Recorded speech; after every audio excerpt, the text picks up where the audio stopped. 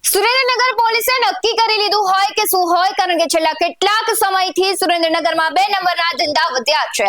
ખનિજ વિભાગને તો જાણે કંઈ ગણતા જ ન હોય તેવા કાર્યો અને વર્તન પોલીસ દ્વારા કરવામાં આવે છે.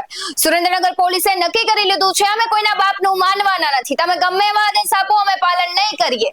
અમને તો માલ મળે તો અમે અમારી આવક થોડી બંધ કરીએ.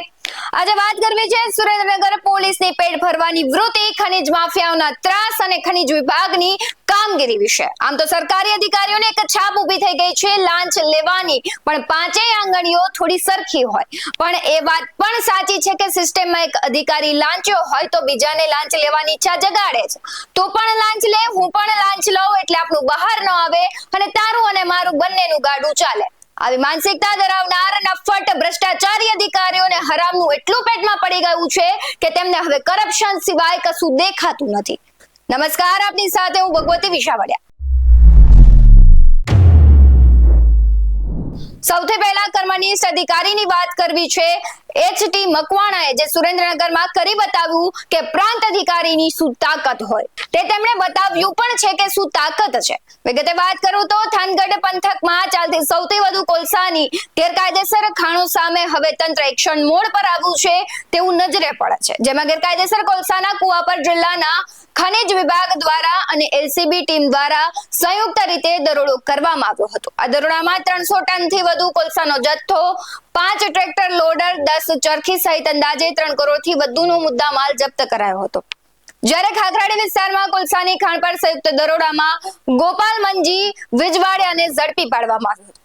આ સાથે કેટલાક કિસ્સાઓ નાસી છૂટ્યા અને તેઓની પણ તપાસ હાથ ધરવામાં આવી હતી. થાનગઢ પોલીસ મથકે મોડી રાત્રે ગુનો નોંધવાની કામગીરી ચાલી હતી. ત્યારે એક તરફ જ્યારે ચોટીલાના પ્રાંત અધિકારી છેલ્લા 2 દિવસથી ખનિજ ભરેલા વાહનો અને ગેરકાયદે ખનન પર દરોડો કરતા જિલ્લા ખાણ ખનિજ ટીમ પર શંકા ઉપજી છે, ત્યારે ખખરાડી વિસ્તારમાં એલસીબી દ્વારા દરોડો કરી ખાણ ખનિજ વિભાગને મુદ્દામાલ સોંપતા હવે કોલસાના ગેરકાયદેસર ખનનનો મામલો ગરમી પકડી રહ્યો હોય તેવું નજરે પડે છે.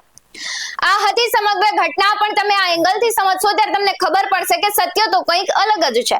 કર્મનિષ્ઠ અધિકારી એચ.ટી. મકવાણાએ કાળા કારોબાર અંગે માહિતી મેળવી ત્યારબાદ પોલીસને આ વ્યક્તિને પકડવા હુકમ કર્યો. તેના મોબાઈલ ફોનનો એફએસએલમાં મોકલવાની કાર્યવાહી કરાઈ.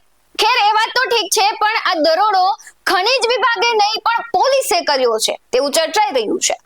ડીજીપી વિકાસ સહાયે કહ્યું હતું કે કોઈ પણ શહેરમાં જો ગેરકાયદે ધંધા ચાલતા હોય અને તેના પર દરોડો પાડવાનો થાય તો સૌથી પહેલા ખનિજ વિભાગને જાણ કરવી અને ત્યારબાદ તેમને કાર્યવાહી કરવાની હોય છે, નહીં કે પોલીસે. પણ અહીંયા તો મુખ્ય કાર્ય પોલીસ કરે છે, નહીં કે ખાણ ખનિજ વિભાગ.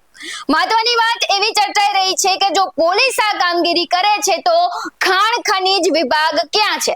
જો તમે સંયુક્ત કામગીરીની વાત કરો છો તો પોલીસને આપેલા ડીજીપીના આદેશનો કોઈ અર્થ નથી. એક બાજુ ચોરીને પકડવાની વાત છે તો બીજી જ બાજુ ખીચડી અંદરો અંદર રંધાઈ રહી હોય તેવી ભનક લાગી રહી હોય તેવું ચોક્કસપણે ગંધાઈ રહ્યું છે.